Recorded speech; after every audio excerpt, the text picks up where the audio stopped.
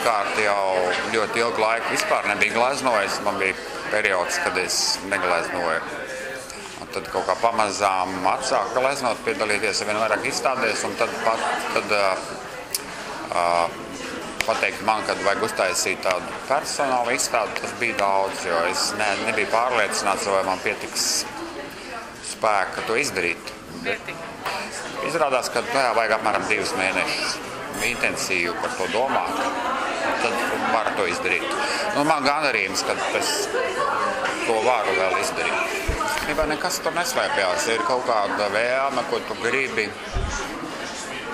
gribi uzgleznot, un man nav tik svarīgi tik bieži vien, vai tas ir mazāk vai vairāk abstrakta tā forma. Nu, vienkārši tu jūti, ka tev jāpaprovēt, un visiem tiem darbiem ir kaut kas kopējs, neatkarīgi no tā, kad viņš ir realistisks, abstrakts, un, kā jau arī Kļaviņš teica, es absolūti necenšos sev pateikt, ka tas ir mans stils un tāda veidā gleznot. Absolūti ne. Es nezinu, ko es darīšu pēc pusgada un kā es to darīšu. Un es gribu šo te sajūtu būt brīvs no tādas kaut kādas savas tipa stila iezīmēm un darīt to, man liekas, kā es varu izteikt to ideju. Man ir ļoti liels prieks tas, ka Uldis ir mainīgs, ka viņam ir atšķirīgi tie darbi no iepriekšējiem, pavisam neseniem. Un tas vienmēr tā interesanti, ka mākslinieks nestāv uz vietas. Bet, jāsaka tā, ka es visus tos darbus visu laiku redzēju arī darbnīcā, tāpēc es nevarēju viņu ieraudzīt tā pēkšņi un justies pārsteigt, jo es visu laiku tam procesam sekoju līdzi.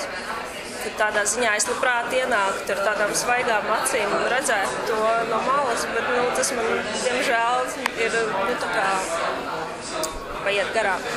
Šoreiz tas tā nesanāk dēļ tā arī, ka viņš ir pārvācies visu savu darbnīcu. Faktiski tāda līdzīga kā tā darbnīca bija tās mēbeles, viss tas iekārtojums, molberti, viss ar tām bildēm. Tā darbnīca arī tās bildes stāvēja jau tā apmēram saliktas, kad tas kopskats. Un tad viņš jau visu to pašu atvācās te, ka ir bišķi nomainījušās sienas un stāvus, bet tādā ziņā nav tā sajūta kā citreiz, ka tu ienes darbu izstāžu zālē un viņš tāds savādāks izskatās. Ir tā, ka mēs ar Ivonu zinām jau sen to, ka Uldis ir viens no pašlaik labākajiem gleznotājiem Latvijā. Bet, lai to zinātu arī citi cilvēki, mēs visādīgi mēģinājām viņu pierunāt sarīkot izstādi. Jo personāla izstādes Uldis būtībā jau diezgan sen nav rīkojis. Viņš regulāri piedalās Liepājas dažādās izstādēs, kā mēs zinām, un parasti saņem arī balvas piedaloties. Un droši vien, kad pelnīti jebkurā gadījumā, un līdz ar to ir ļoti liels prieks un ļoti liels gandarījums, ka šī izstāde ir tapusi, ka visi šie darbi ir jauni, tie ir īpaši šai izstādē arī veidoti. Un manuprāt, ka viņi tiešām ir tādi, kas cilvēks, šis nosaukums pārcelšanās ir zināmā mērā ļoti atbilstoši.